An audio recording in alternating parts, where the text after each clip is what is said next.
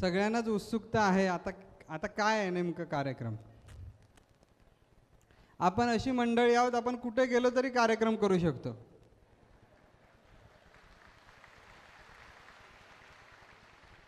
कारण माऊलींनी त्यांच्या मुलांना असं घडवलेलं आहे.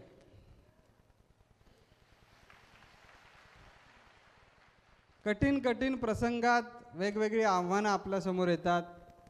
माऊली आपल्या पाठीशी असतात आणि आपण बिनधास्तपणे माऊलींचं मनामध्ये चिंतन करून नामस्मरण घेऊन ती गोष्ट करत असतो. हा कार्यक्रम पण थोडा असाच आहे. काल रात्री या कार्यक्रमाची संकल्पना समोर आली आणि काहीतरी माऊलींच्या जन्मोत्सवानिमित्त, जसं तुम्हाला वाटतं की माऊलींना आपण जन्मोत्सवानिमित्त काहीतरी वेगळं केलं पाहिजे, तसं माऊलींनाच वाटलं मी काय नेहमीच प्रवचन करतो दररोज.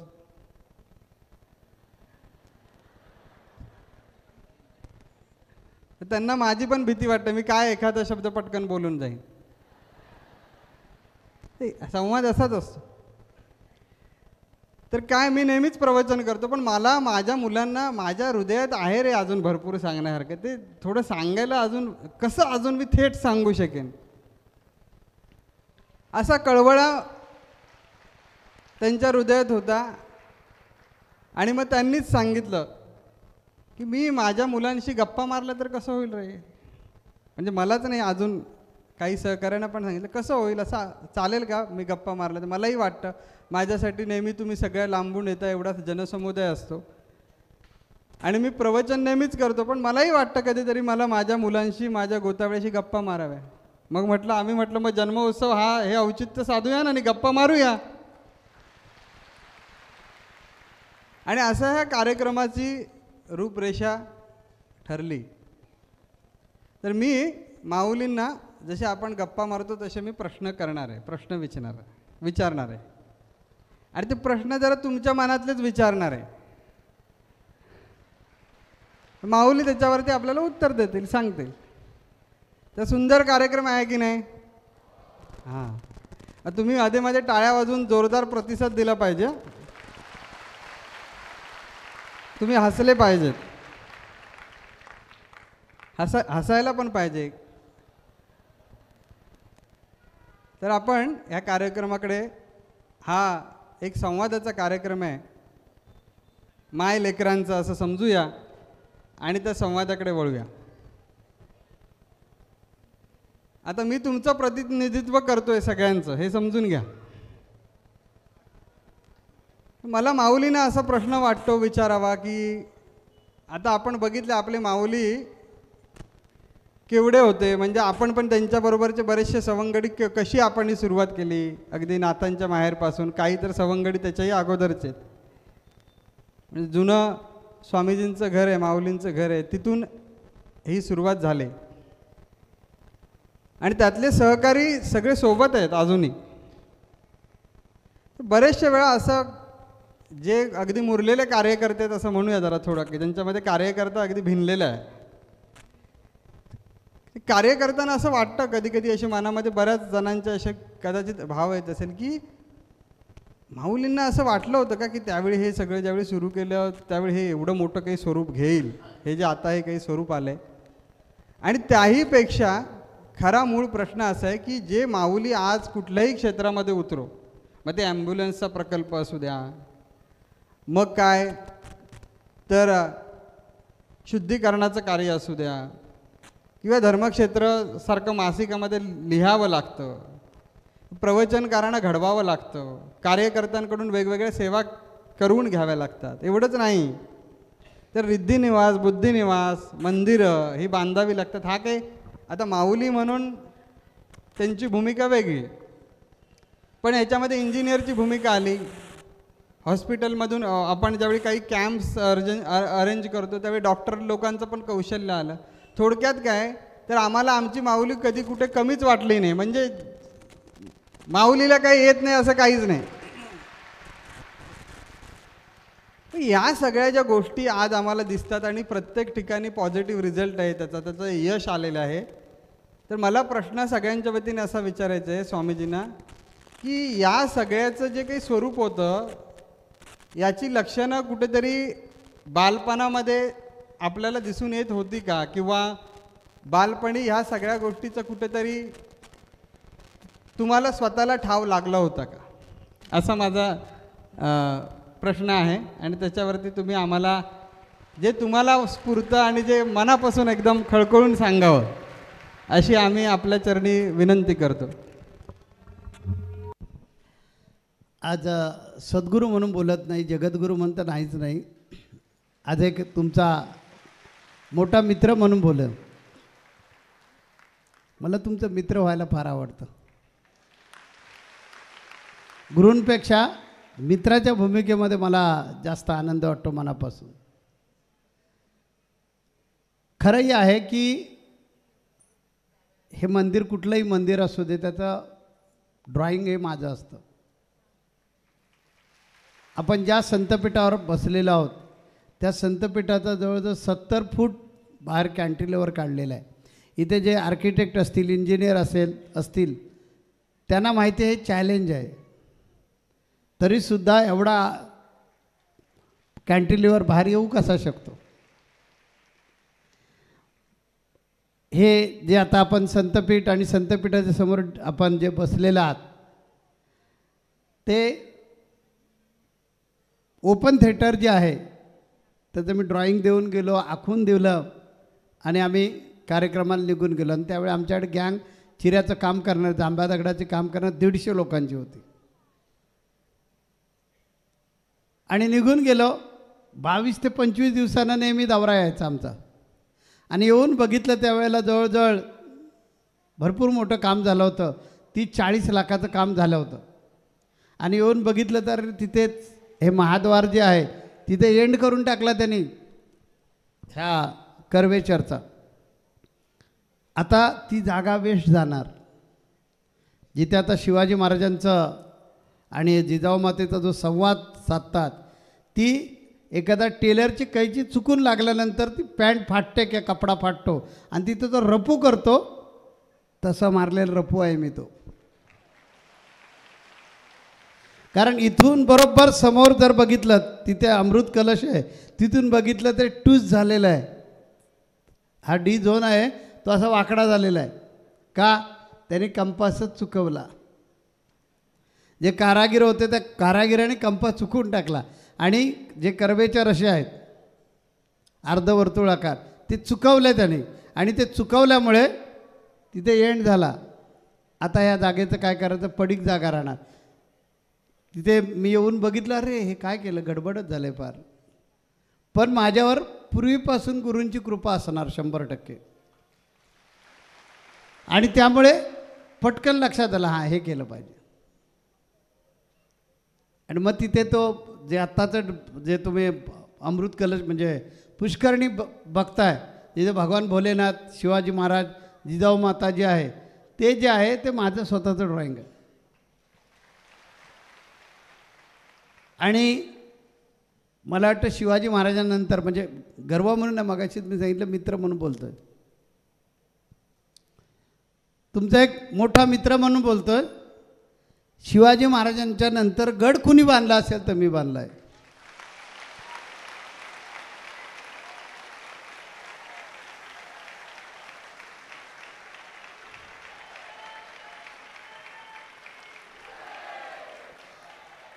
कारण जे आता आपल्याला सगळे गड दिसतात यातले बरेचसे गड जे आहेत ते भोज राजानं बांधलेले आहेत. आणि त्याच्यानंतर त्याची डागडुजी आणि काही छत्रपतींनी स्वतः पण गड बांधलेले आहेत. आणि छत्रपतींच्या नंतर कुणी किल्ला बांधलेला नाही. त्यानंतर हा जो समोरचा डोंगर आहे ह्या डोंगराला किल्ला बनवायचं हे माझ्या मनामध्ये मला वाटतं बाप्पानीच घातलेलं असणार.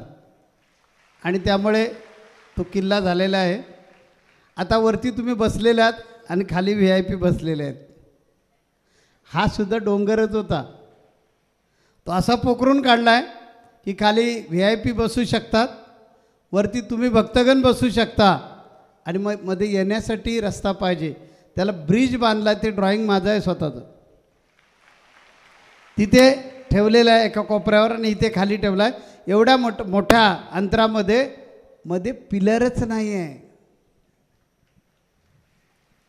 अंतर किती आहे लांब ते बघा, त्याचा लोड स्वतःचा किती आहे तो बघा, आणि त्याच्यावर एका वेळेला जवळजवळ 500 माणसं उभी राहतात एवढ्या एरियामध्ये. 500 गुणिले 80 किलो वजन धरा. एवढा लोड हा दिसतोय आता तुम्हाला, जो LED वॉलवर दिसतोय तो, एवढा लोड घ्यायला पाहिजे. तर त्याचं जे आतलं जे शिगा बांधल्या, तुमच्या भाषेत सांगतो म्हणजे कळेल तुम्हाला, टेक्निकल भाषा नाही वापरत. ज्या शिगा बांधल्या पाहिजेत त्याचं टेक्निक वेगळं आहे. त्याला जे टेन्शन दिलं पाहिजे ते वरती आहे टेन्शन, आणि त्यामुळे तो स्वतःच उचलून धरतो, म्हणून तो पडत नाही. मी नेहमी सांगतो, अध्यात्म बोलण्याचं शास्त्र नाही आहे, अध्यात्म जगण्याचं शास्त्र आहे. अध्यात्म जगायचं असतं, अध्यात्म बोलायचं नसतं. त्यामुळे सगळे बाळकडू जे आहे ते मला वाटतं बाप्पांच्या कृपेनंच ते पूर्वनियोजित होतं असणार. म्हणून आम्ही लहानपणी तुमच्या म्हणजे तुमच्या एवढं म्हणता येणार ना, आता तुम्ही केवढे दाढी मिशावाले आहेत सगळेजण. 5वी 6वीला असताना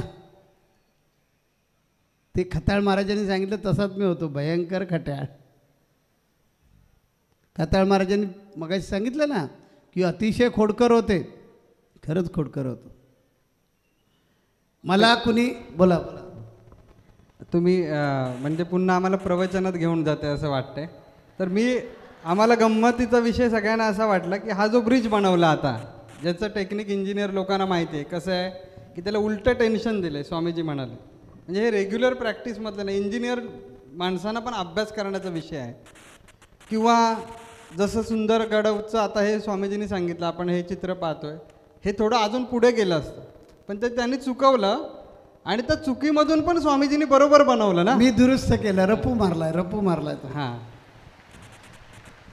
तर हे जे काही सामर्थ्य आहेच म्हणजे आपल्या पाठीमागे आपण नेहमी बोलताना सांगता की बाप्पा आहेतच, माझ्या प्रत्येक कृतीमध्ये बाप्पा असतात, प्रत्येक क्षणी ते कुठली गोष्ट करतात किंवा ते बाप्पांना सोडून कधी झालं नाही. तर याची कुठेतरी लक्षणं असं आपल्याला वाटतं का की ज्यावेळी आपण लहान होतो, आता आपण लहानपणाबद्दल बोलत होतात पण मीच मध्ये प्रश्न टाकला की खरं सांगू की मनोरंजन करू, आम्हाला मनोरंजनात्मक खरं ऐकायचं आहे. ज्यावेळेला आम्हाला वेद पाठशाळेमध्ये हिंदू धर्मातील सर्व जातीच्या मुलांना वेद शिकवायची पाळी आली, त्यावेळेला पुस्तकं जी होती ती प्राप्त होईनात. मी स्वतः ती पुस्तकं तयार केले, माझी 6 पुस्तकं वेद पाठशाळेमध्ये आहेत अभ्यासासाठी. आणि कवी कुलगुरू कालिदास विद्यापीठाकडून त्याची मान्यता घेतली आणि ती मुलांना शिकवण्यासाठी आहे. अर्थात हे मला का जमतं तर हे उपजतच आहे.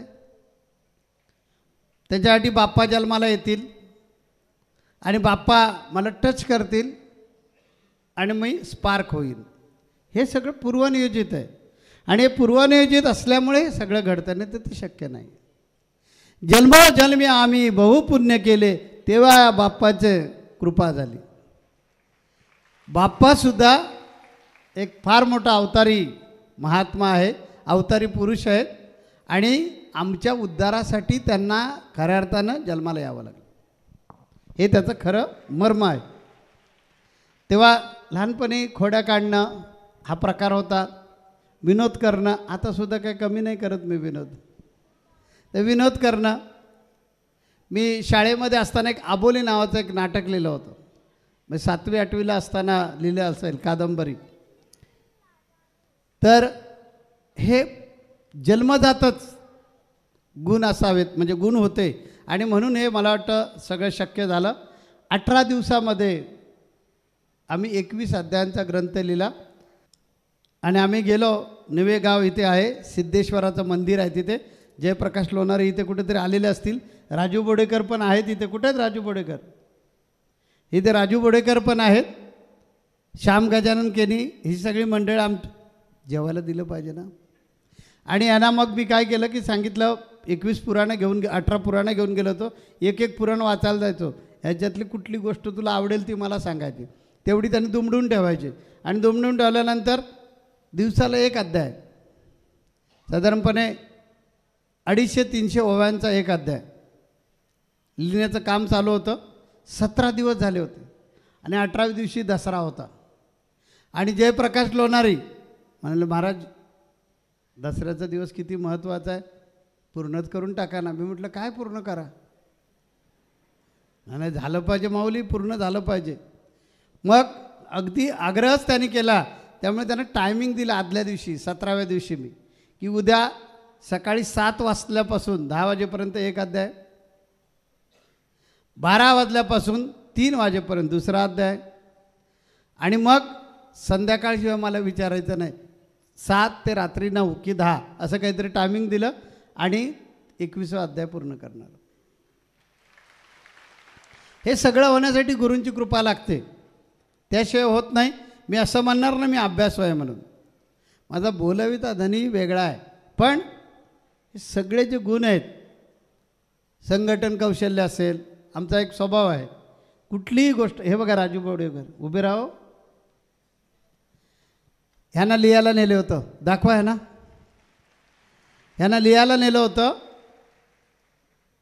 सकाळपासून दुपारपर्यंत सगळी पानं फाडून टाकली त्यांनी.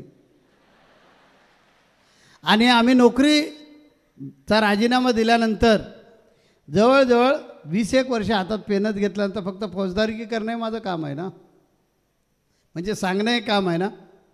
आणि त्याने माझा अर्धा दिवस फुकट घालवला. आणि मग मी कागद आणि पेन हातात घेतला आणि लिहायला सुरुवात केली. 2 दिवस अंगठाने हे बोट एवढं सुजलं होतं. 3ऱ्या दिवसापासून गाडी स्टार्ट. तेव्हा गुरूंची कृपा नक्कीच आहे, गुरुकृपेनंच ते सगळं घडत असतं. पण हे संघटन कौशल्य जे आहे, आम्ही मित्रांची झुंड तयार केलेली होती आणि दत्त जयंती पहिली सुरू केली होती. मला वाटतं 5वीला असेल, 4 आणे काढायचो गुरुजी आम्ही. पण दत्त जयंती करायची म्हणजे करायची. ती प्रथा अजून पण चालू आहे गावामध्ये दत्त जयंतीची. आपल्याला करायचं म्हणजे करायचं. आता बाकीच्यांना काही कळणार नाही चोऱ्या करण्याचं, आम्ही केलेलं आहे. पण कसल्या चोऱ्या? आमच्याकडे इथे शिमगा असतो, त्यामुळे शिमग्यामध्ये होळी करण्याचा एक प्रकार आहे कोकणामध्ये.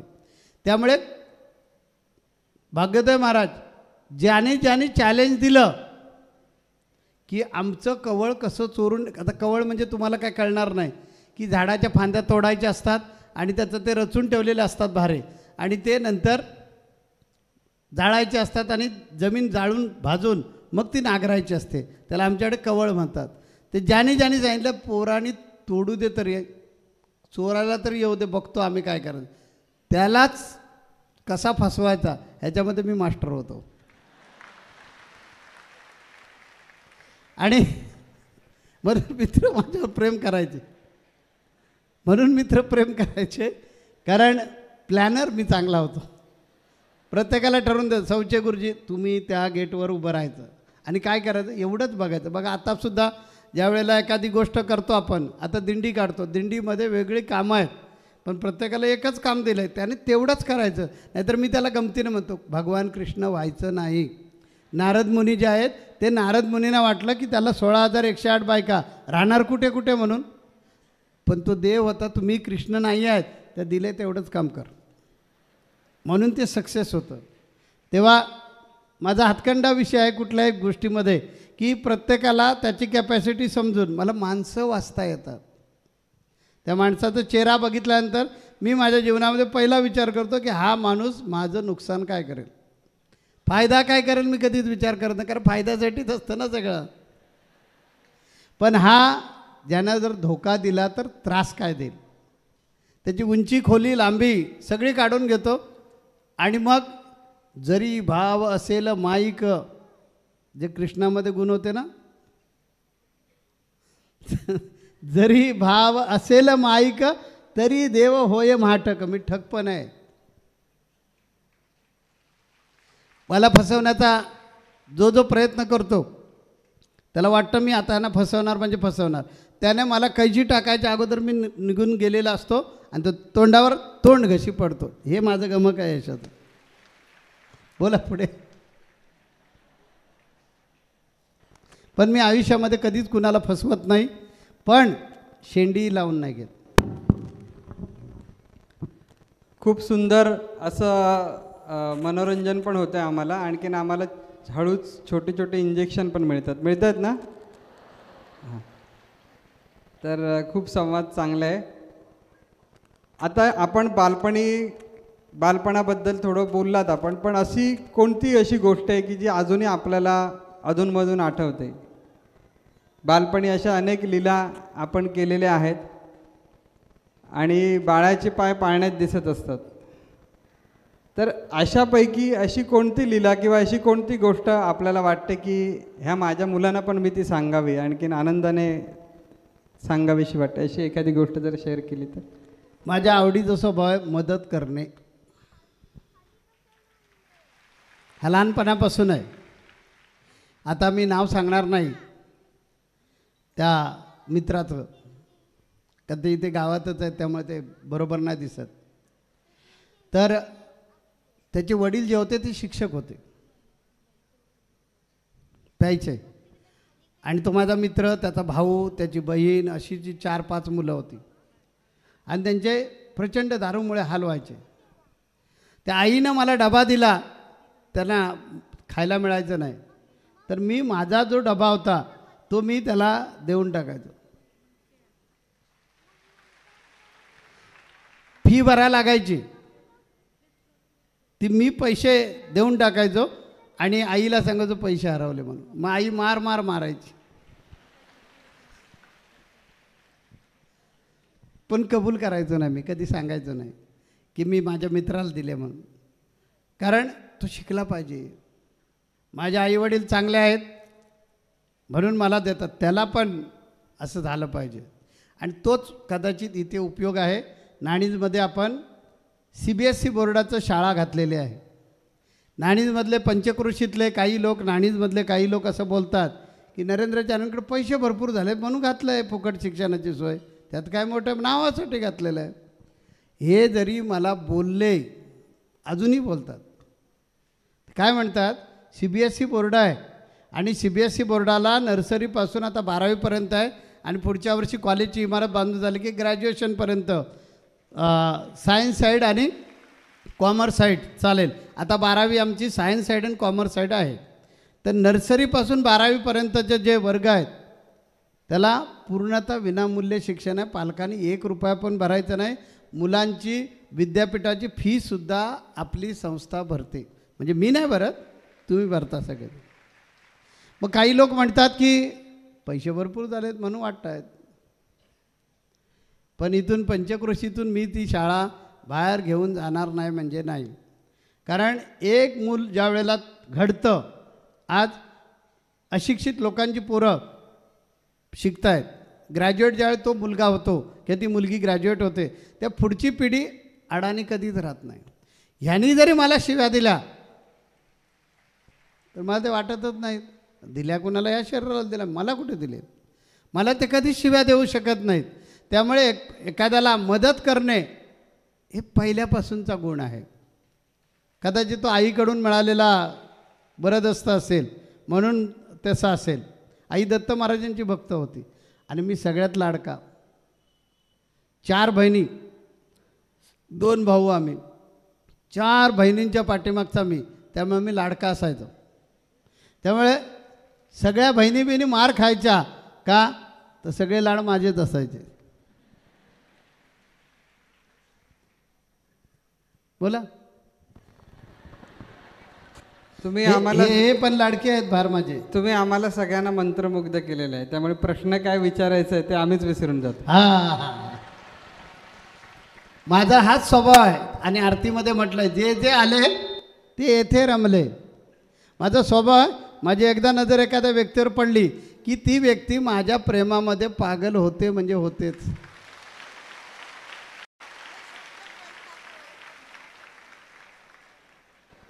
असं का,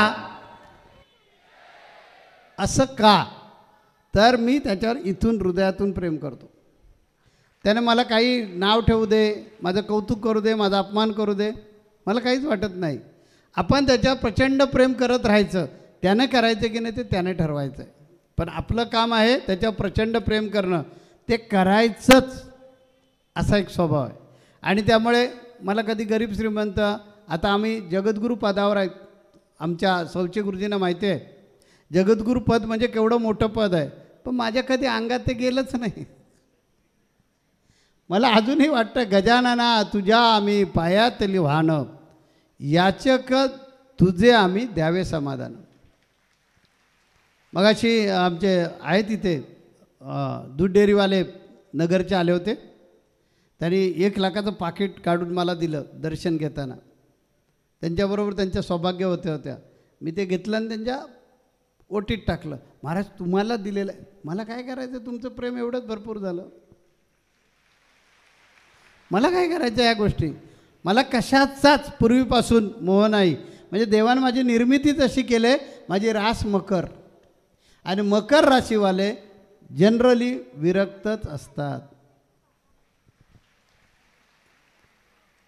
आणि माझा योग आहे तो गजकेसरी. म्हणजे गज म्हणजे हत्ती आणि केसरी म्हणजे सिंह. त्यामुळे मी हत्तीसारखा चालणार आणि सिंहासारखा डरकाळी फोडणार. म्हणून मी सांगितलं कदाचित ते मी घेऊनच आलेलं आहे. आणि म्हणून हे शक्य होतं. कारण कुणाचा अपमान करण्या उद्देश नाही आहे. आध्यात्मिक ज्ञान झालं म्हणजे हे सगळं वैभव उभं करणं शक्य नाही आहे. त्यासाठी तो यावा लागतो. म्हणून मी सांगितलं मी तुमचा मित्र आहे, फ्रँकली ऐकायचं म्हणून तुम्ही ऐकायचं. मी कधी ते सांगितलं नाही आणि सांगणारही नाही. मी त्याने पाठवलेलं आहे, त्यासाठी आलेलं आहे. आम्ही सगळे भाग्यवान आहोत की आपल्याला ते गुरुही लाभलेले आहेत आणि आपल्याला ते आपल्या आत्मसखासारखे पण लाभलेले आहेत. म्हणजे जसं स्वामीजी म्हणाले मी मित्र समजतोय तुम्हाला, तर ते सखा आहेत. आपल्या या आत्मिक प्रवासामध्ये त्यांनी आपल्या बरोबर सख्याची पण भूमिका केली. एक असा मला प्रश्न विचारायचा आहे की आपण सगळ्यांना सांगितलं की आपण मदतशील होतात, आपण दत्तभक्त होतात, आपला स्वभाव नटखट होता, म्हणजे आपण मस्ती भरपूर करायचात. कदाचित त्यावेळी कोणाला वाटलंही नसेल की पुढे जाऊन आपण असे व्हाल. तर असं सर्वसामान्य जीवन जगत असताना, जसं कृष्ण गोकुळामध्ये एक सर्वसामान्य जीवन जगत होता, तसं तुम्ही ज्यावेळी सर्वसामान्य जीवन जगत होतात त्यावेळी प्रत्येक व्यक्तीला काही ना काही छंद असतो लहानपणी. तसं आपल्याला काही एक विशेष किंवा अशी आवड होती किंवा हे बाबा आपण करायला पाहिजे. कबूतर पाळायचा छंद होता. कबूतर पाळायचा छंद होता. हे जे नाकावर आहे ना, हे इथे जखमा झालेल्या, हे कबूतर आहे. माझा असा छंद होता. आम्ही एका वयाचे 66 सालाचे जवळजवळ 30 मित्र होतो. त्यातले आता काही नाही आहेत, 3-4 मित्र नाहीत, परंतु बाकीचे आहेत. आम्ही अजूनसुद्धा मित्र शिमग्याला किंवा गणपतीला एकत्र येतो. मला कधीच गर्व वाटत नाही मी जगद्गुरू आणि ह्यांच्याबरोबर काय बसणार. मित्र आणि एकत्र येतो, गंमत करतो, मजा करतो, एकमेकाची अजून पण खेचतो, म्हणजे मस्करी करतो. आणि मित्रत्वाचं नातं जे आहे, मी सगळे रोल करतो. लक्षात घ्या, मी जगद्गुरू असलो तरी नाती जी आहे ती नात्याच्या ठिकाणी नाती बजावतो. जिथे जिथे नातेवाईकांना प्रसंग असतो, नातेवाईकांनी बोलवायची गरज नसते, मी तिथे असतो. आनंद असतो, त्या प्रोटोकॉल आहे म्हणून मी जात नाही. परंतु दुःख आहे तिथे प्रोटोकॉल वगैरे सगळा बाजूला ठेवून मी तिथे असणार म्हणजे असणारच.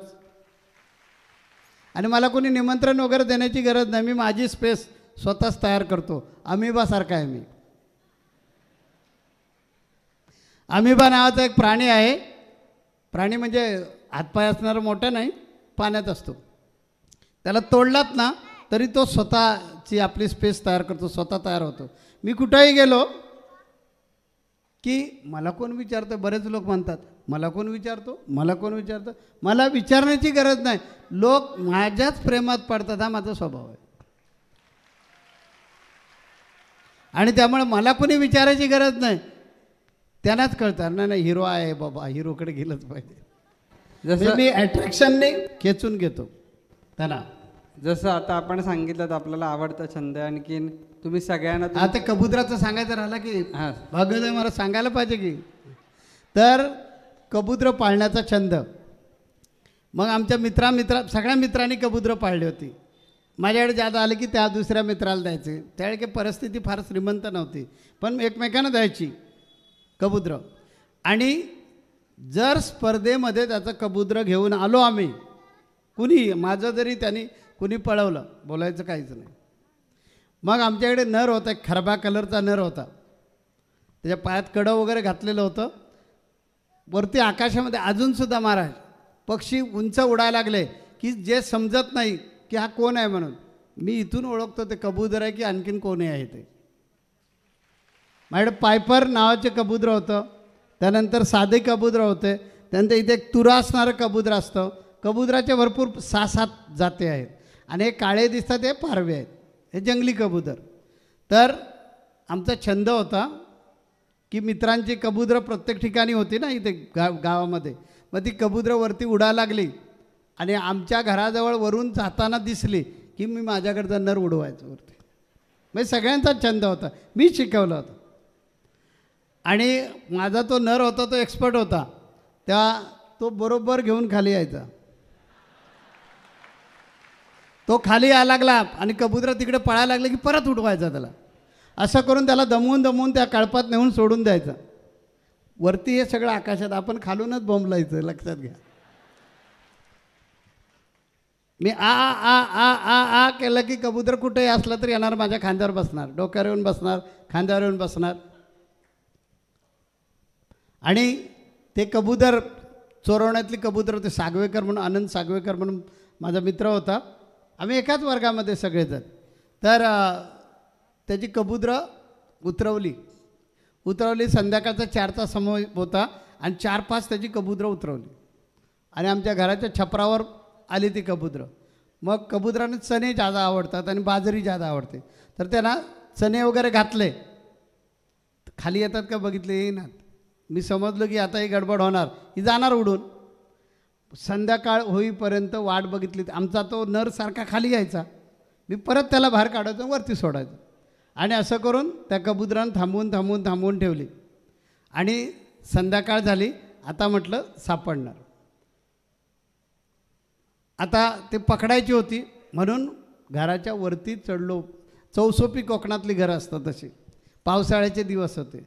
तर इकडून वरती चढलो, आड्यापर्यंत गेलो. आडं म्हणजे वरचा एकदम टॉप लेवलचा भाग असतो तो, तिथपर्यंत गेलो. आणि जी घसरगुंडी खाली, घरावरून खाली पडलो.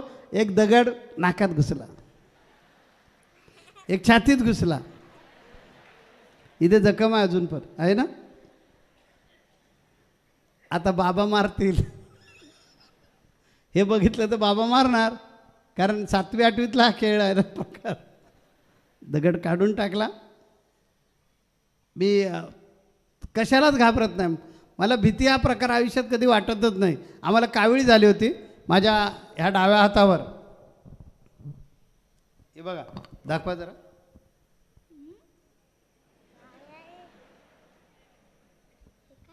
हा बघा, हा जो प्रकार आहे ना इथे, हा मी स्वतः भाजून घेतलेला आहे.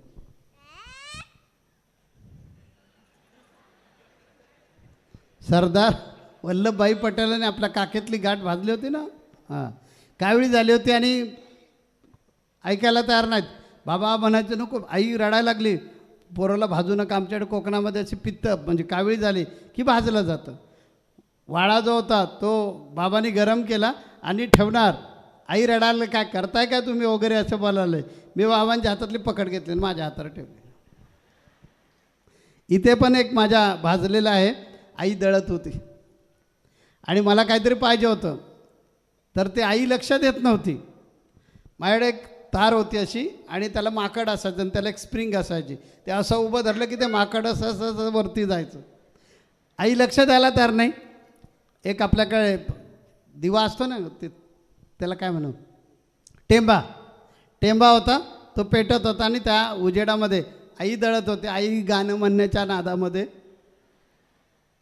काहीतरी करत होती पिठाचं, आता आठवत नाही मला, आणि ती लक्ष देत नव्हती. मी ती माकड होते तोडून टाकलं, तापवलं, लक्ष नाही देत माझे ठेवून दिलं. मग तीच रडायला लागली. असा खोडकर स्वभाव होता माझा, पण जिद्दी होता. माझा स्वभाव आहे की कुठलीही गोष्ट ज्या वेळेला एखादी करायची असेल ती मला का नाही येत, जर भाग्योदय महाराजांना येते तर ती मला का नाही येत. मग मी त्या भूमिकेत जातो, अभ्यास करतो आणि मग ती समोर मांडतो. मांडलेली गोष्ट शक्यतो 99% फेल जात नाही, कारण त्याच्या पाठीमागे अभ्यास असतो. आणि माझं सगळ्यांना तुम्हाला हेच सांगणं आहे की कुठलीही गोष्ट करताना अभ्यास करा, लाईटली घेऊ नका. कधी कधी प्रवचन करायला होऊन जाईल. तुम्ही रंगदेवतेला कमी समजू नका. तुम्ही कधी ज्ञानाचा गर्व करू नका. म्हणजे मी सुद्धा नाही केला पाहिजे, मी करतच नाही कधी. आणि कधी गुरूंचे उपकार विसरू नका. गुरु एक जगीत राहता म्हणून मगाशी म्हटलं ना मी. ते महाराजच विसरलं काय विचारायचा प्रश्न. नाही, मला लक्षात आहे. आपण असं सांगितलं की आपल्याला कबुतराचा छंद होता आणि कबूतरचा छंद जोपासायला आवडला. ते विसरलो मी सांगायला. हो, तर ते कबूतर मग खाली पडलं, मी खाली पडलो, दगड काढून टाकला आणि रक्त येत होतं, तरीसुद्धा त्या कबूतराला पकडलंच. पकडून कबूतर उडू नये म्हणून त्याचे जे पंख असतात ना, त्याचे ह्या साईडला एक आणि ह्या साईडला एक पीस असतं, ते पीस काढून टाकलं, कबूतर उडू शकत नाही. किमान 1.5-2 महिने तरी त्याला ते पीस येईपर्यंत त्याला उडता येत नाही. म्हणजे उंच उडता येत नाही. उडणार ते इथून त्या झाडापर्यंत जाणार, पण इथून झाडापासून अजून उंच उडायचं असेल, जसं मोराला जास्त उंच उडता येत नाही, तशा प्रकारे हे जे 2 पंख आहेत, त्या पंखाला, प्रत्येक पंखाला एक शेवट पीस असतं, ते पीस काढून टाकलं की त्याला उडता येत नाही. अशा प्रकारे कबूतर चोरायची. म्हणून म्हटलं आम्हाला चोरीची पण सवय. बरं, ते मित्र जे आहेत त्यांनी ती कबूतर मित्रांनी पाहिली, येणार ना एकमेकांजवळ खेळायला येणार, तर ते बोलणार नाहीत माझं कबूतर का ठेवलंस म्हणून, घेऊन जा, तुझ्यात हिंमत असेल तर माझी कबूतर पळव. म्हणजे आमच्याकडे अशा प्रकारे खेळाडू, ज्याला स्पर्धा म्हणतात तशी. आता बघा आमचे पीठ प्रमुख आहेत, त्यांना मी सांगतो ना, राजेंद्र भोयर, लोणारे आबाला लोळवायचं म्हणजे लोळवायचं, ठेवायचंच नाही. ह्यांच्या पीठापेक्षा आपण पुढे जायचं की नाही. ही जी स्पर्धा लावतो, खिलाडू वृत्तीची स्पर्धा, तो गुण आमच्यामध्ये होता पूर्वीपासूनच. खूप मज्जा येते ना सगळ्यांना. आता थोडा वेगळ्या प्रश्नाकडे वळूया आपण. जसं आपण सांगितलं की आपण बरोबर कबुतरांना पकडायचा, कोणी आलं की आपल्या लगेच प्रेमातच पडतं. तर मी प्रश्न विचारताना विसरूनच गेलो मला काय विचारायचं. माझ्या प्रेमात पाडलं ना तुम्हाला. हां, तसं आमची मम्मी ज्यावेळी रागवते त्यावेळी सरळ मी शरणागती स्वीकारतो. किंवा त्याला दुसरा प्रश्न, ऐका ना, का ते तुम्ही लोक भांडता जास्त. मी कधीच नाही भांडत बायकोबरोबर. ती ज्यावेळी रागवलेली आहे, तिचा टेम्पो इतका जोरात वाढलेला आहे, आपण वाढवून काय करणार. कारण युद्ध कधी थांबत नाही. तह करा. म्हणून आमच्या घरामध्ये कधी भांडण होत नाही. मला तिच्याबद्दल वेगळं बोलायचं आहे, थोड्या वेळानं बोलतो. परंतु नवरा बायकोची भांडणं जी होतात ती कधी, मी रागानं बोललो की ते रागात राहणार. आणि बायकांचा स्वभाव कधीच तलवार मॅन करत नाहीत. आपणच मॅन करून टाकायची, तलवार कापत नाही. तुकोबारांची बायको पण, म्हणजे तुकोबारा पण असेच होते. घाल घाल घाल दगड घाल म्हणायचं. त्यामुळे संसार सुंदर करायचा असेल तहाची बोलणी करायची, हे लक्षात घ्या. आणि पोरांच्या समोर कधीच भांडायचं नाही. देवयोगीने मला बरोबर जागा करून दिली बोलायला.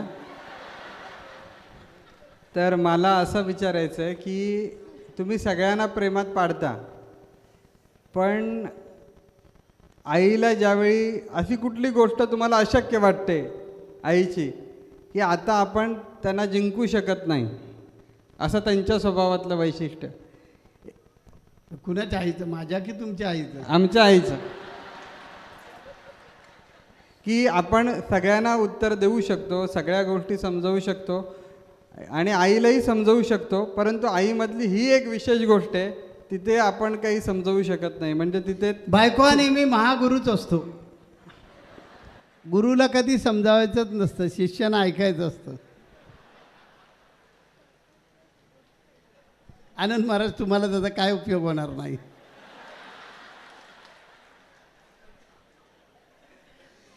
असं कधी घडत नाही, कारण हा जो डोलारा आणि हा ज्या सगळं विश्व निर्माण झालं त्याचं खरं कारण कोण आहे, तर माझी पत्नी सुप्रिया. तिचा स्वभाव इतका समंजस आहे, त्यामुळे हे शक्य झालं, नाही तर कधीच शक्य नव्हतं. कारण तुम्ही काणे महाराज एवढे लहान होतात तिथपासून आम्ही बाहेर पडतो, कारण ही 3.5 वर्षाची असताना आम्ही नोकरीचा राजीनामा दिला. नोकरीचा राजीनामा दिला, दुसरी बायकोन सोडून गेली असती, पण ती माझ्याबरोबर तशीच राहिली आणि संसार चालू राहिला. त्यावेळी भयंकर अडचणींचा सामना करावा लागला, पण मी डगमगलो नाही. मग बाप्पानी कसोटी घेतली, बाप्पानी फेकून दिलं. आता नंतर कळलं आम्हाला ते की बाप्पानी का फेकलं होतं, कारण घरट्यातून जोपर्यंत पाखरांना ढकललं जात नाही तोपर्यंत ते फडफड करून उडी नाही मारणार. त्यामुळे बाप्पाने फेकून दिलं, पण माझं बाप्पांवर प्रेम होतं पहिल्या दिवसापासून. का माहिती नाही, कारण माझा पूर्वीपासून स्वभाव आहे की करायचं तर एखाद्यावर इतकं हाडकोड प्रेम करायचं. दत्त महाराजांवर एवढं प्रेम दत्त महाराज मला पाण्यात, झाडात, कशातही दिसायचे. मग सांगितलं ना, भाग्योदय महाराज अमुक बोलणार आहेत, बोलायच्या अगोदरच सांगून टाकायचो मित्राला, अनिलला, हे बघ हे आता असं बोलतील, तसं घडायचं. याच दत्त महाराजांनी मला गजानन महाराजांचा मार्ग दाखवला की आम्ही ज्यावेळी इकडे माझं अध्यात्मामध्ये जास्त लक्ष असल्यामुळे बाबांनी ठाण्याला पाठवलं. माझा जगन्नाथ सुर्वे नावाचा जो भाऊ होता, चुलत्यांचा मुलगा, तिकडे पाठवलं. तिकडे गेल्यानंतर माझा उपवास गुरुवार म्हणजे इतका असायचा, कडक असायचा, म्हणजे वाचन करत असतं मी, मांडीवर विंचू पडला होता. बहिणीने बघितल्यानंतर ती ओरडायला लागली, तरी मला काही शुद्ध नव्हती. ती ओरडली तेव्हा माझं ध्यान गेलं, मग मी तो विंचू बाजूला काढून टाकला. तर अशा प्रकारची पूर्वीपासूनच एकांगी होण्याची जी कला आहे, त्याच्यामुळे दत्त महाराजांच्या भक्तीमध्ये त्यानं थोडा व्यत्यय आणला. त्याला सवय असल्यामुळे, एस टी ड्रायव्हर होता, सवय होती, त्यामुळे गुरुवारच्या दिवशी आला घेऊन. आता त्याच्या घरी आपण करणार काय, आणि तिथून माझं भक्तीतलं मन उडालं. मग नाटकं मी किती बघितली असतील दिवसाला, किती? गडकरी रंगायतन ठाण्याचं, तर गडकरी रंगायतन माझ्या आवडीचं नाटकाचं थिएटर. तर तिथे आम्ही जायचो, नाटकं बघायची, पिक्चर बघायचे, आणि बिघडत चाललो, भक्तीपासून लांब चाललो. एक दिवशी दत्त महाराजांनी आदेश दिला, तू नाणीदला जा. आणि नाणीदला आदेश आल्यानंतर मनात तगमग लागली, नाही आपण इथे राहायचंच नाही, जायचं म्हणजे जायचं. आणि इकडे आलो. इकडे कोकणामध्ये गजानन महाराजांबद्दल कुणालाच माहिती नव्हती. आणि त्यांनी सांगितलं की तुला हा गणगण गणात बोते मंत्राचा जप करायचा, तुला योग्य वेळेला दर्शन होईल. मी आपलं म्हणायला लागलो गणगण गणात बोते. आणि मग गजानन महाराजांनी मला प्रत्यक्ष दर्शन दिलं. त्यावेळी माझा अभंग आहे, झाले कृतार्थ जीवन देखी येले गजानन. ही घटना आहे 87 ते 88 सालातली. म्हणजे माझ्याकडे कवी जो प्रकार आहे तो कधीपासून आहे बघा. अजून बाप्पा भेटलेलेच नाही, बाप्पा 91ला भेटले. आणि 89ला गजानन महाराजांचं मंदिर बांधलं आम्ही आमच्या घरी. तिकडे भागवत गुरुजी होते, आमचे जावई आता झालेले आहेत, आणि माझा भाचा विनोद भागवत. जरा उभे राहा, बारीक किरकोळ तब्येतीच्या आहेत बघा, आता दाखवा त्यांना. ते राजू बोडेकर वगैरे. बोडेकर उभे राहा. हे लहान लहान त्यावेळी म्हणजे असे हां. तर गजानन महाराज मंदिर बांधलं. 89ला खऱ्या अर्थानं संप्रदाय जो आहे तो सुरू झाला. संप्रदाय वाढतच होता, संप्रदाय वाढतच होता, वाढतच होता. 5 ते 6 हजार लोकांना मी दीक्षा पण देऊन टाकली. कशी दिली मलाही माहिती नाही, पण दिली. कदाचित पुढचं भाकीत गजानन महाराजांना माहिती होतं. मग त्यांनी सांगितलं की तुला हे गुरु करायचे आहेत, जिवंत सद्गुरू पाहिजेत. तर माझा अभंग आहे, गजानन माझा गुरु, गजानन कल्पतरू, सौख्याचा सागरू गजानन, गजानन बंधू, गजानन छंदू, जीवनाचा आनंदू गजानन, गजानन वित्त, गजानन चित्त, मज साक्षीभूत गजानन, गजानन ध्यानी, गजानन मनी, नरेंद्र मनी स्वप्नी गजानन. ते म्हणले चालणार नाही, असलं चालणार नाही, तुला जिवंत गुरु करणं गरजेचं आहे. हे तुझे गुरु. आणि एक फोटो दाखवला. तो बघत कनेरीला पोचलो. त्या कनेरीला पोचलं, बाप्पांच्या पोटाला नागिन. आणि आता जे आमचे अदृश्य महाराज जे आहेत त्यांनी नरदेवावर प्रवचन केलं. मी विचार केला की गुरु करायला ह्यानं आलो, ह्यानाच जर स्वतःचं बरं करता येत ना तर दीक्षा कशाला घ्यायची. आधी मनात घ्यायचीच नव्हती ना दीक्षा. गुरु करायच्याच नाहीत, गजानन महाराजच गुरु. कारण गजानन महाराज आणि मी, भाग्यदेव महाराज तुम्ही आणि मी बोलतो तसे बोलायचो एकमेकांबरोबर. आणि त्यामुळे मला गुरुबिरू काही नाही. म्हणजे थोडक्यात एकांगी, जो गीतेतला जो एकांगी भक्त आहे तशा प्रकारची स्थिती होती. गुरु नाहीच करायची. पण गजानन महाराजांनी जबरदस्तीनं बाप्पांकडे पाठवलं. बाप्पांकडे पाठवल्यानंतर बरं त्याची मोठी स्टोरी, आता वेळ कमी आहे त्यामुळे सांगत नाही आहे, चरित्रामध्ये पण ते आले.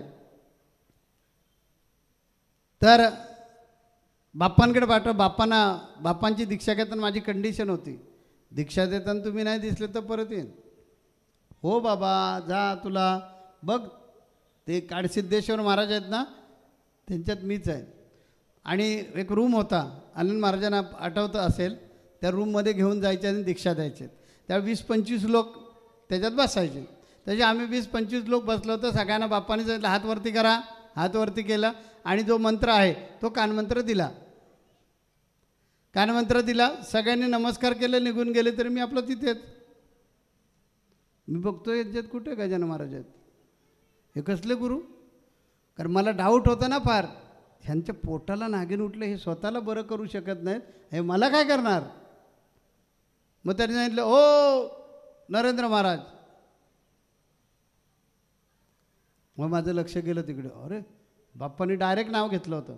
आणि नरेंद्र महाराज म्हणाले गजानन महाराजांना शोधता ना, बघ हा माझ्याकडे.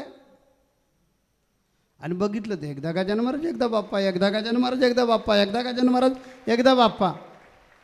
गेलो आणि सनकन जे पायावर लागला असेल बाप्पांच्या, माझ्या डोक्याला कळ आली. म्हणजे त्यांच्या पायाला किती लागला असेल माहिती नाही, पण ते तंद्रीमध्ये जाऊन नमस्कार केला.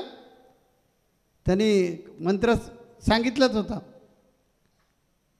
आणि तिथून बाप्पांवर एवढं प्रेम जडलं की मग ते आत्तापर्यंत शेवटच्या श्वासापर्यंत आहे. कारण गुरु ही व्यक्ती नाहीच असते, ती नाहीच आहे व्यक्ती, ती एक शक्ती आहे. तिला ओळखण्यासाठी आपल्या चर्मचक्षूंचं काम नाही आहे, ते त्याला ज्ञानचक्षूंचीच आवश्यकता आहे. त्यावेळी गुरु ही कशी शक्ती आहे ती कळते. मग एकदा बाप्पांना विचारलं ना, बाप्पांनी आम्हाला मग बाहेर फेकून दिलं म्हणून तो हरिपाठ झाला. मग अशी महाराज म्हणत होते ना, त्या हरिपाठातला एक अभंग म्हणत होते. मी लिहिलं जसं तुकोबाराने लिहिलं, जन्माचे ते मुळं पाहिले शोधून दुःखासी कारण जन्म घ्यावा. माझा हरिपाठामधला अभंग आहे, सुखाचे ते मुळं पाहिले शोधून जासी उत्तम गती साधी येली. उत्तम गती कशी साधीसी मानवा सद्गुरू चरण हौसी होसी. नरेंद्र म्हणे षड्रूपू निशेश्वडे. पुढचा अभंग आहे तो मोठा आहे. हरिपाठामधले 10 अभंग आहेत ते सुरुवातीला. कारण बाप्पांच्या संप्रदायामध्ये तुकोबरांचे जन्माचे ते मूळ आहे. आणि बाप्पाने आयत्या वेळी मी येणार नाही म्हणून सांगितलं. कारण 89ला संप्रदाय तयार झाला होता. 4-5 हजार लोक बाप्पांकडून दीक्षा घेतली. आणि मग कळलं अरे मला अधिकारच नाही आहे दीक्षा देण्याचा, आणि मी हे काय गाढवपणा करून बसलो आहे. 4-5 हजार लोकांना मी दीक्षा दिलेली आहे, चुकीचं केलं आहे. म्हणून बाप्पांकडे गेलं सांगितलं, बाप्पा हा असा असा प्रकार झाला. बाप्पा म्हणाले चालू ठेव. म्हटलं तुम्हाला यावं लागेल. येतो ना. म्हणून ते नाथांचं माहेर मंदिर बांधलं. अजून एक किस्सा आहे. ज्यावेळेला आम्हाला जगद्गुरू रामानंदाचार्य करायचं होतं तेव्हा मला विचारलं, तर म्हटलं मी ब्राह्मण नाही आहे आणि मी ग्रस्ती आहे. मग ज्ञानदास महाराज म्हणाले ग्रस्ती आहे तर संन्यास घ्या.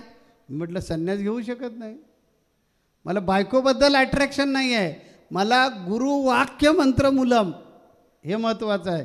कारण मला ज्यावेळेला मी झोपलो बाप्पावर वजन पडायचं, ह्या कशीवर घालो बाप्पांवर वजन पडायचं, कारण बाप्पा माझ्या हृदयात आहेत. असं ज्या वेळेला झालं तर मी 3 दिवस उभाच होतो, झोपलेलंच नाही. आणि मग विनोद भागवतांचे वडील बाळकृष्ण भागवत जे आमचे मेव्हणे आहेत ते, माझे मोठे बंधुराज अरविंद पंडित, त्यानंतर गणेश पंडित वगैरे ही मंडळी, मला सुरेश भागवत ह्याने घेऊन गेले बाप्पांकडे. आणि बाप्पानं सांगितलं हा वेडा झाला काय, तर पोरगाकडे बघत नाही, हे नाही ते नाही वगैरे. ते ताई पण होत्या बरोबर.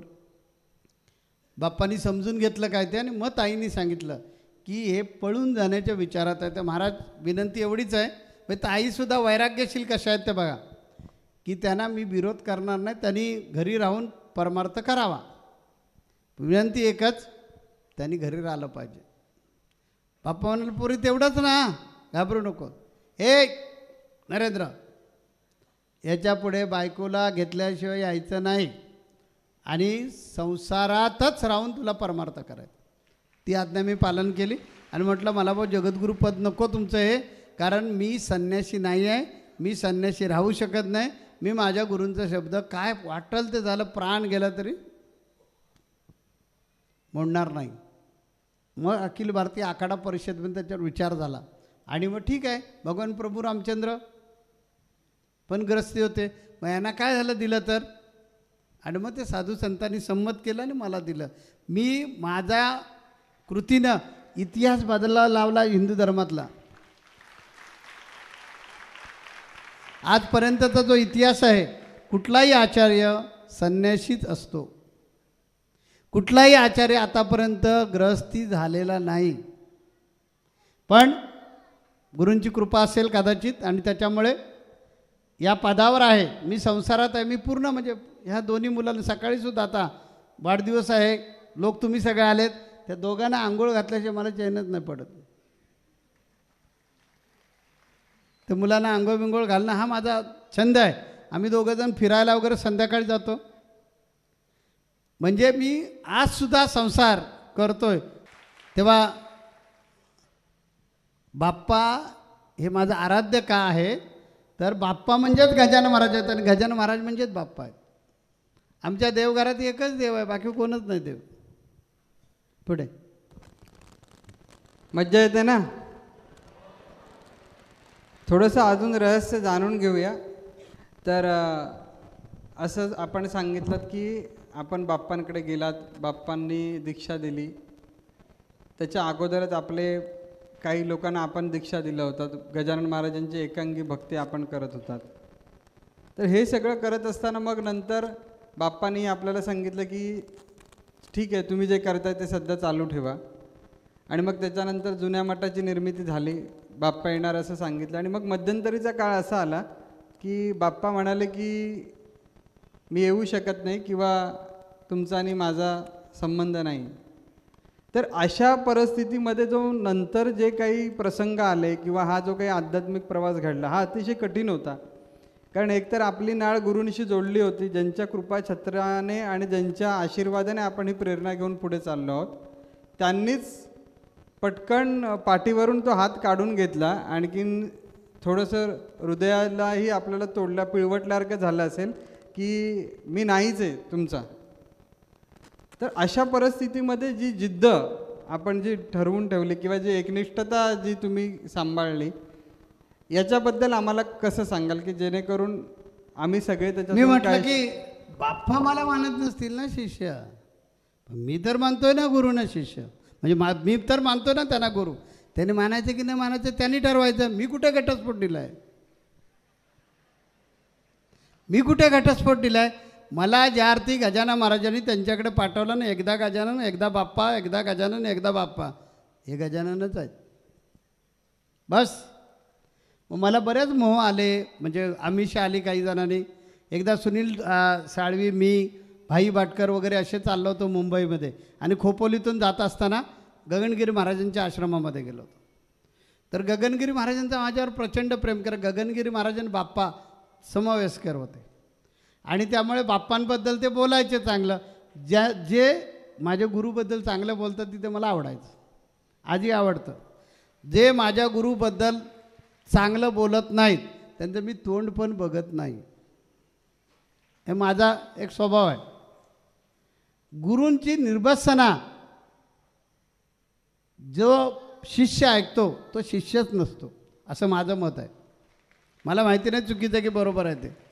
तेव्हा गगनगिरी महाराज बाप्पांची भयंकर स्तुती करायचे. अरे लिंगायत धर्माचा राजपुत्र, पण त्याने सिद्धरामेश्वर गुरु केला.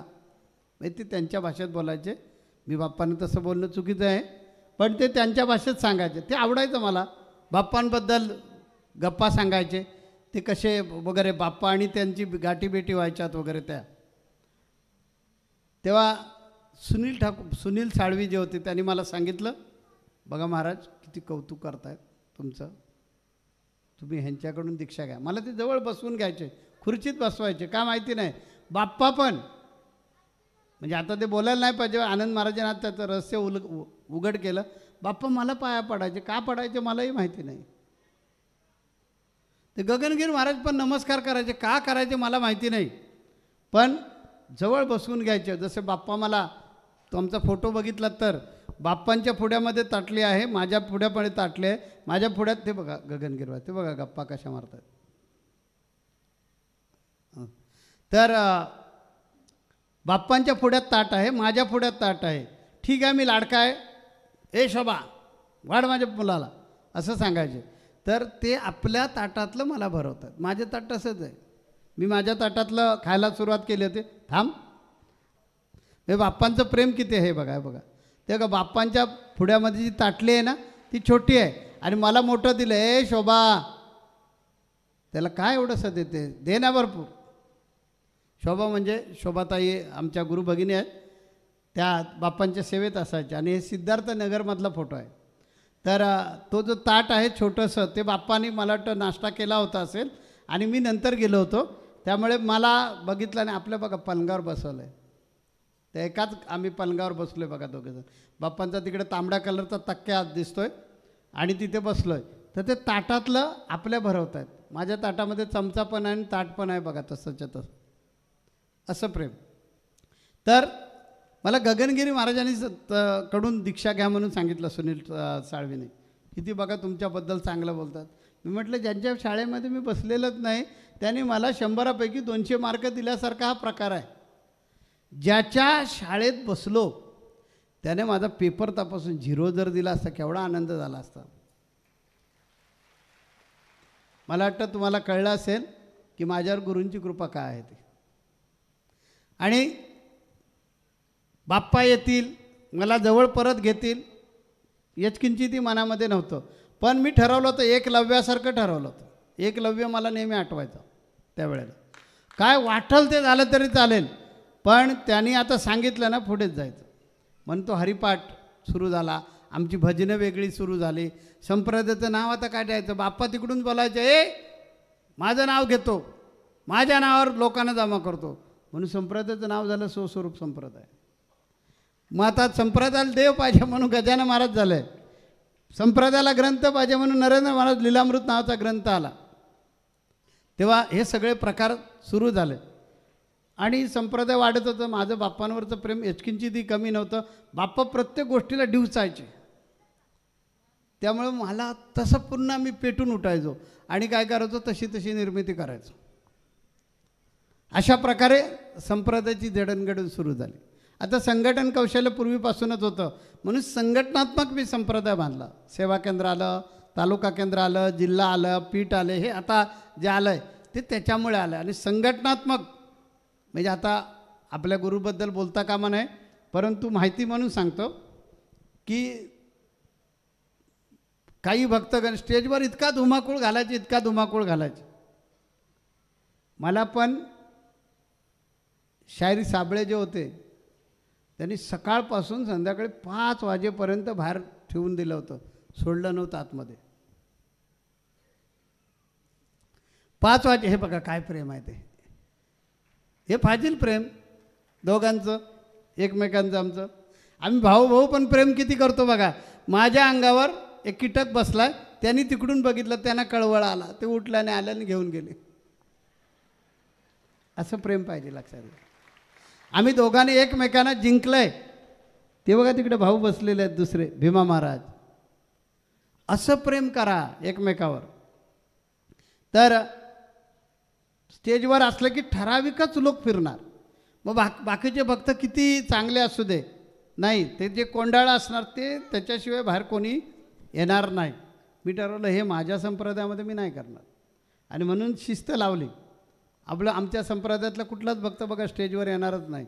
महाराज म्हणजे महाराजच, नाहीतर मग सगळेजण स्टेजवर नाचतात. म्हणजे हे सगळं जे आहे ना बाप्पांमुळेच झालं आहे. प्रत्येक गोष्ट तिथूनच शिकायला मिळालं, हे लक्षात घ्या. तेव्हा बाप्पानी लांब केलं म्हणून हे सगळं निर्माण झालं. आणि नंतर बाप्पानी स्वतः बोलवलं आणि सांगितलं, अरे तू काय शिष्य आहेस का, भेटायला पण येत नाहीस म्हणून. म्हणजे बाप्पानी काय केलं, मला सगळं तयार करून दिलं, संप्रदाय तयार करायला लावला, सगळं झालं, मी मजबूत झालो हे खात्री पटली, आणि मग निरोप पाठवून दिला. निर्मलला होता कार्यक्रम वसईमध्ये, आणि तिथे शंकराचार्यांच्या मठामध्ये कार्यक्रम होता, आणि तिथे निरोप आला की कणगुटकर मामांनी कुणाला तरी सांगितलं की असं असं आहे आणि बोलवलं आहे. कणगुटकर मामांचं माझ्यावर प्रचंड प्रेम होतं. बोलवलं म्हटल्यानंतर कार्यक्रम तिथेच टाकला. किती वर्षानंतर, 91ला राजीनामा दिल्यापासून बाप्पानी मला जवळजवळ 95 3 वर्ष बाजूला ठेवलं. 3 वर्षामध्ये हा संप्रदाय मुंबईपर्यंत जाऊन पोचला होता, अनेक जिल्ह्यांमध्ये जाऊन पोचला होता. त्यांचीच कृपा असेल. आणि बोलवल्यानंतर गेलो मी,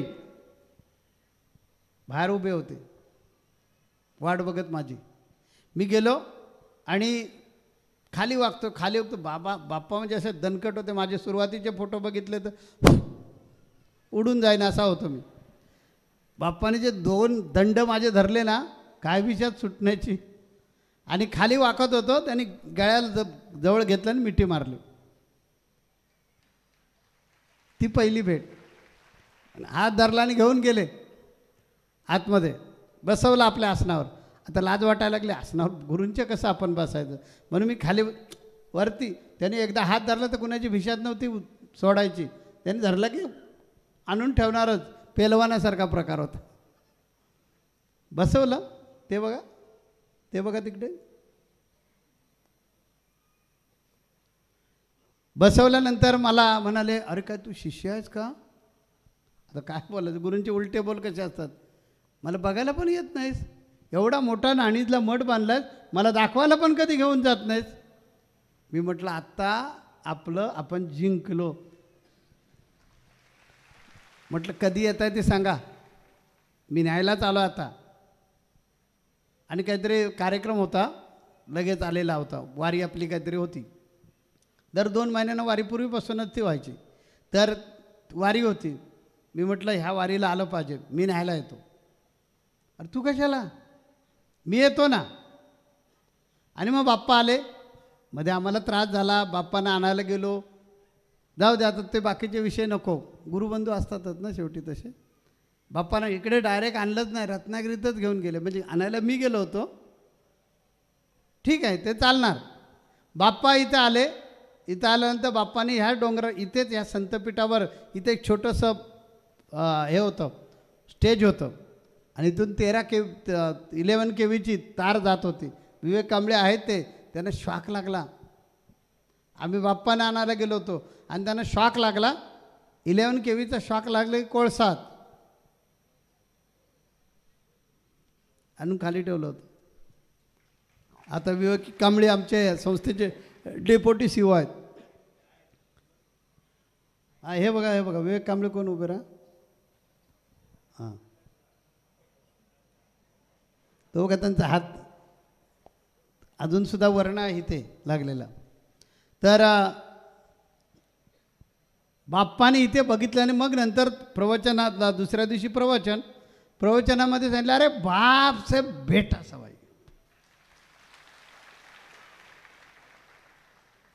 तेव्हा गुरु खडतर परीक्षा बघतात.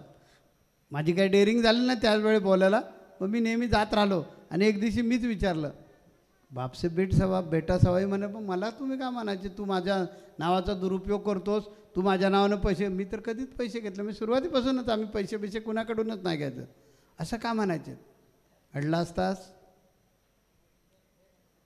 ते काय बोलले, घडला असतास का, तुला टोचून, मग नंतर मला कळलं ते टोचून का बोलायचे, ते टोचून बोलून मी लांब झालो पाहिजे त्यांच्यापासून, माझं प्रेम नाही असं त्याने दाखवलं होतं. आणि त्यामुळे त्या चिडलो होतो मी. आणि करायचं म्हणजे करायचं, एक लव्यासारखं वागून त्यांचं नाव उज्ज्वल करायचं म्हणजे करायचं, एक दिवशी तरी त्यांना यावंच लागेल असं माझं पण होता. हा माहिती आहे.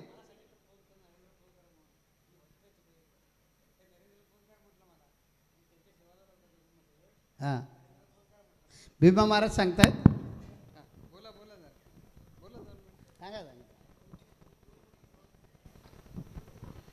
महाराजांच्या सेवात मी होता. त्या रूममध्ये तुम्ही आले त्यावेळेला होता. मी सकाळी उठल्याबरोबर ते महाराज बोललं, ते नरेंद्रला फोन कर रे म्हटलं, आम्हाला हँडपलवरून फोन कर म्हटलं. मला ते बाकीचे लोक बोलायचे ना, ह्या नरेंद्रला फोन करायचं सांगतो, तू कशाला फोन करतो, फोन कर येतो का म्हटलं. बाप्पा बोललं तर करणार, नाही तर नाही म्हटला. बाप्पा सांगितलं, प्रेम होता भरपूर, हात बोलत होता रूममध्ये असताना आम्ही. भीमा महाराज, मी तेच सांगतोय, बाप्पांचं प्रेम होतं, मला सांगायचे ना. हां, प्रेम होतं, परंतु ते असं दाखव, हे माझं प्रेमच नाही, असं चालणार नाही, अशा प्रकारे मुद्दाम जाणूनबुजून बाजूला ठेवलं होतं. का तर ह्या संप्रदायाची निर्मिती होणार होती. मग नंतर कळलं मला की हे असं का करायचे.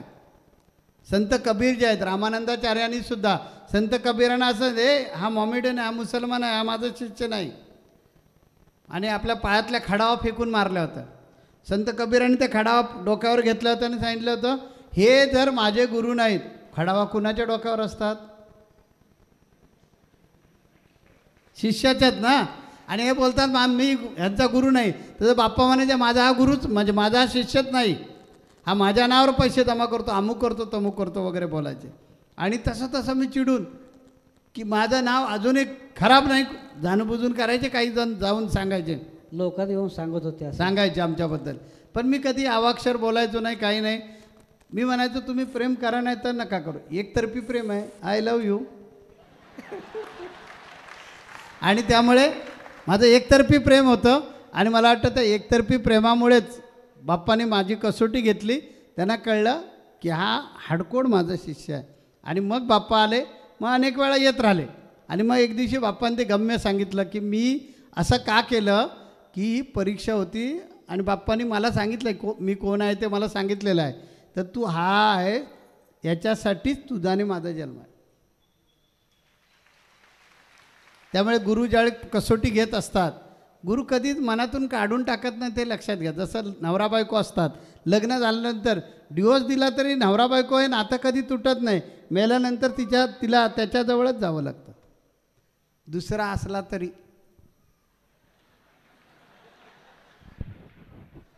पहिल्याजवळच जावं लागतं. तसा हा प्रकार गुरु शिष्याचं नातं असं आहे. तेव्हा ही बाप्पांचीच कृपा आहे. आणि बाप्पांच्या कृपेमुळेच, कारण मी नेहमी लोकांना सांगतो, गजानन महाराज हे उत्तम मूर्तिकार आहे. त्यांना मूर्ती चांगली होऊ शकेल याची जाण आहे. आणि बाप्पा जे आहेत ना, ते उत्तम कारागीर आहेत. त्यामुळे त्यांनी काय केलं, ह्या दगडाला गजानन महाराजांनी योग्य तो दगड पाठवून दिला त्यांच्याकडे. आणि बाप्पाने काय केलं, छिनी घेतली, वैचारिक छिनी घेतली आणि अशा ठिकाणी फटके मारले, नको असणारा भाग गळून पडला, शिल्लक राहिली ती मूर्ती. तोच अभंग आहे माझा की संसार तो झाला मोक्षमय, कृपावंत माझा सद्गुरू काढसिद्ध, अनुग्रहित केले त्याने मला, ठाईची लावली अखंड समाधी, संपली उपाधी अविद्येची. नरेंद्र म्हणे ईश अणुरेणूत आहे, संसार तो झाला मोक्षमय. याचे सगळ्याचे जनक बाप्पाच आहेत. आणि 2 नंबरला पत्नी आहे. म्हणजे बाकीचे कौतुक बायकोचं करतात म्हणून मी नाही करत कधी. तर खरंच ताई जर हे पाहिजे अशा प्रकारे जर असत्या तर हे कधीच दिसलं नसतं तुम्हाला. सुधीर बारसकर आहेत इथे कुठेतरी. सुधीर बारसकर नावाचा आमचा एक लाडका भक्त होता. तर घरचं सगळं ते बघायचे आणि सगळे त्यावेळेला जे भक्तगण होते ते निवासस्थानामध्ये जेवायला ताई सगळ्यांना जेवण करून घालायचं. आणि तांदूळ संपलेले होते म्हणून मला ते बोललं तांदूळ संपले, संध्याकाळी यांना कडवाला जेवायला मिळणार नाही, तर तांदूळ घेऊन आले पाहिजे. म्हणून मी बारसकरांना सांगितलं, बारसकर तुम्ही दुकानावर जाऊन लवकरात लवकर तांदूळ घेऊन या. त्यांना पण वेळ नाही, ते माझ्याबरोबर फिरत राहिले, त्यामुळे वेळ नाही. त्यांनी गुपचूप काय केलं, इथलं एक पोतं उचललं तांदळाचं आणि घेऊन गेले. घेऊन गेल्यानंतर ताईनं काय माहिती नाही कुठलंही, म्हणून संध्याकाळी जेवण केलं. त्याच्यातलं 25 किलोचं पोतं घेऊन गेले आणि त्यातलं मला वाटतं एक अर्धा किलो का 1 किलो तांदूळ वापरले असतील. जेवण केलं. मी संध्याकाळी म्हटलं की वा छान भात झाला आहे, सुंदर झाला आहे भात असं. तर मी म्हटलं कुणी आणले, बारसकरांनी. बारसकर कुठून आणलं हे, मी आपलं सहज विचारलं. ते बोलले वरून मठातून आणलं. मठातून आणलं. उठ. मी पण जेवणावरून उठलो, त्यांनाही उठवलं. घे पोतं घे डोक्यावर. आणि त्या माणसाला खालच्या माठातून ह्या वरच्या माठापर्यंत 25 किलोचं पोतं नेऊन पोचवलं. परत आणशील असं कधी. आपण भरत आहोत, राम नाही आहे. राम तो आहे जो आतमध्ये बसलेला आहे मंदिरामध्ये, तो राम आहे. आपण भरत आहोत, आपण त्याचं राज्य सांभाळायचं, आपण त्याचा उपभोग घ्यायचा नाही. म्हणून भरत नंदीग्रामला राहायचा, अयोध्येला राहायचा नाही. चला पुढे. येस, मी तयार आहे. तर मजा येते ना. हां चांगलं. स्वामीजीने आपल्याला बाप्पांची जुन्या जुन्या गोष्टी सांगितल्या. पण स्वामीजी दमत असतील नाही का हो, आपण दमतो की नाही. स्वामीजींना देवयोगीचे आजोबा आहेत, माझे बाबा आहेत, आईसाठी पती आहेत, त्यांना एक सून आहे. हा 4 माणसांचा संसार झाला. पण हा लाखोंचा संसार करायचा ना. सकाळी 5 वाजता मीटिंग सुरू होते, त्यानंतर सकाळी 6 वाजता आपल्याला सगळ्यांना आध्यात्मिक शाळा असते, त्यानंतर ऑफिसमध्ये यायचं असतं, ऑफिसची कामं असतात, त्याच्यामध्येच दर्शन द्यायचं असतं, लोकांच्या समस्या निवारण करायचं असतं. हे सगळं करत असताना स्वामीजी विश्रांती कधी घेतात, त्या विश्रांतीबद्दल आम्हाला जर तुम्ही सगळ्यांना सांगितलात तर मला वाटतं आम्ही सगळे पण आमच्या अंगातला मधला आळस झटकून, मला वाटतं थोडं का होईना एक कणकर त्यातून काही घेता आलं तर आम्हाला नक्की घेऊ शकू. मला कामाचं कधीच कंटाळ येत नाही. माझ्याबरोबर असतात ते सगळे दमतात म्हणून मी घरी जातो. त्यानंतर घरी गेल्यानंतर जेवण झालं, एकदा अंथरुणात पडलं की झोपतो मी. पहाटेला उठतो. पहाटेला उठल्यानंतर माझं हे एक आहे, आम्ही जर ठरवलं 5 मिनटं झोपायचं तर 6व्या मिनटाला उठवावं लागत नाही कोणी, ॲटोमॅटिक उठतो मी. बाप्पाच उठवतात येऊन. तुम्ही अनेक वेळा बघितलं सगळ्यांनी, महाराजांना माहिती नाही आहे. आम्ही बोलत असताना कधी कधी एखादा विषय स्लिप होतो, बाप्पा पाठीमागून बोलतात. आम्ही आध्यात्मिक शाळा घेतो आणि दररोजचं जागरण असतं. कधी कधी शाळा चालू असताना सकाळी 6 वाजता शाळा चालू होते आणि 6 ते 7 वाजेपर्यंत आध्यात्मिक शाळा चालू असते आणि लाखो लोक आध्यात्मिक शाळेला अटॅच असतात. आणि मग त्याच वेळी पंचकर्म पण चालू असतं. मग ते पंचकर्माचं करत असताना, म्हणजे आम्ही पंचकर्मामध्ये गेलेलो असतो आणि ते डॉक्टरांचं काम चालू असतं पंचकर्माचं. कधी कधी आम्ही झोपतो. आध्यात्मिक शाळा झोपेतच चालवतो. असं महिन्यातून 1 किंवा 2 वेळा होतंच होतं. आमचा घोरण्याचा आवाज चालू असतो आणि तिकडे आध्यात्मिक शाळा बोलत असतो. हे अनेकांनी अनुभव घेतला आहे. कधी कधी आध्यात्मिक शाळेमध्ये आणि बोलत पण असतो. त्यावेळी मला ते संत कबीरांचे शब्द आठवतात. मैं बैठता हूँ आराम, मेरा काम करता है मेरा राम. मी आणि बाप्पा, म्हणजे मोठेपणा म्हणून नाही सांगत, कधी असे वेगळे नाही, कारण बाप्पांना मी वेगळं मानतच नाही. ते गुरु आहेत, बाजूला आहेत, इथेच आहेत ना, ते माझ्यातच आहेत. मीच बाप्पा आहे आणि बाप्पा म्हणजेच मी. तेच दासबोधामध्ये सांगितलं, विभक्त तो कधी भक्त असू शकत नाही. ही अवस्था वेगळी आहे. काही जणांना कळेल, काही जणांना कळणार नाही. महाराज लोकांना 100% कळलं आहे मला काय म्हणायचं आहे ते. तेव्हा त्या अवस्थेमध्ये असतो मी आणि त्याच्यामुळे थकणे बिकणे काय प्रकार नसतो. मला कधी भीती नावाचा प्रकार वाटतच नाही आणि नो मला आवडत नाही. आवडत नाही हे मला येत नाही असं ऐकायलाच आवडत नाही. आणि रडी माणसं मला अजिबात आवडत नाही. मला हुशार माणसावर जास्त प्रेम असतं.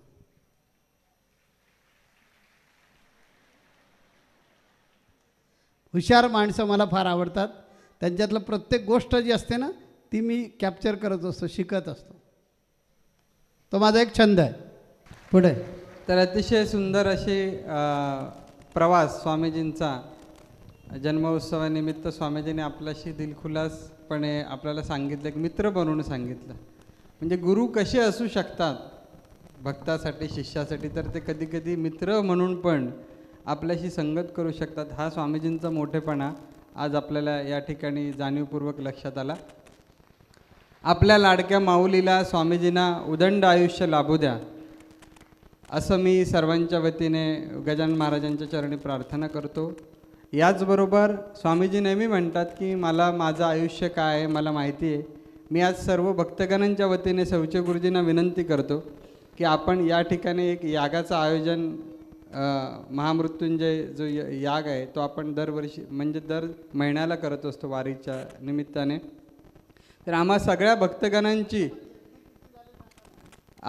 भक्तगणांची इच्छा आहे माऊली की आपल्याला उदंड आयुष्य लाभू दे आणि ते निरोगी लाभू दे. आपण जे म्हणता की माझं आयुष्य असं असं आहे, तर परमेश्वर करो, गजानन महाराज करो की त्यात त्यांनी आयुष्य आपल्याला वाढवून देऊ दे. आणखीन समाजाची आपल्या हातून उत्तरोत्तर सेवा घडू दे. आम्हालाही या कार्याचा भाग बनवत आपण चाललेला त्याची संधी आम्हाला लाभेल त्या निमित्तानं. आणि आम्ही आपली लेकरं म्हणून आम्ही महाराजांना आणि ची तर प्रार्थना करतोच, परंतु हा यज्ञ आहे, या यज्ञामध्ये पण बऱ्याच जणांना ज्यांना शक्य आहेत अशा लोकांनी सहभागी झालं पाहिजे. आपण वारीला ज्यावेळी येतो त्यावेळी त्या यज्ञाला नमस्कार करायला गेलं पाहिजे. आणि स्वामीजींचं जे आयुष्य आहे हे आयुष्य अजून वाढू दे ही सगळ्यांनी प्रार्थना करायची. माझं आयुष्य तुम्हाला सगळ्यांना मिळू दे. आणि मला नक्कीच खात्री आहे की जास्त जगून काय करायचं आहे. ज्ञानेश्वर महाराज वयाच्या 16व्या वर्षी त्यांनी देह ठेवला. पूर्ण झालेलं आहे, काहीच इच्छा राहिलेली नाही. नको प्रतिष्ठा, नको चार मुक्ती, नको देवा वैकुंठ आमासी. माझाच अभंग आहे ना. त्याच्यामुळे आता अपेक्षा काहीच राहिलेली नाही. ह्या क्षणी आला तरीसुद्धा तयारी आहे. जिवंत असेपर्यंत एकच अपेक्षा आहे की बाप्पा आणि गजानन महाराज हृदयातून कधीच दूर होता का म्हणत. एवढंच मागणं आहे, बाकी काही नाही आहे. हे आपलं मागणं रास्ते आहे, परंतु आम्ही जे भक्त आहोत, शिष्य आहोत, इथे महाराज जण बसलेले आहेत. आम्हाला आपली साथ ही सदेह साथ, निर्गुण तर साथ राहणार पण सदेह गुरु सदैही असणं हे एक खूप मोठं भाग्याचं लक्षण. आणि म्हणून या यज्ञामध्ये आपण प्रत्येकाने दर 2 महिन्याने ज्यावेळी यज्ञ होतो त्यावेळी नमस्कार करून त्या यज्ञामध्ये प्रार्थना करायची की आमच्या गुरूंना देवा अजूनही ते म्हणतात त्यापेक्षा थोडं जास्त आयुष्य निरोगी लाभू दे आणि आम्ही करत असलेली सेवा त्यांनी उघड्या डोळ्यांनी त्या सेवेचं स्वरूप पाहू दे, त्याचा आनंद घेऊ दे. हीच आज आमच्या भक्तांची गजानन महाराजांच्या चरणी आणि बाप्पांच्या चरणी प्रार्थना आहे. आणि एवढं बोलून मी हा कार्यक्रम जो आहे या कार्यक्रमाच्या सांगतेकडे वळतो आहे. आता इथून पुढचा जो कार्यक्रम आहे तो आपला जन्मोत्सवाचा कार्यक्रम. आपण स्वामीजींचा जन्मोत्सव साजरा करतो आहे.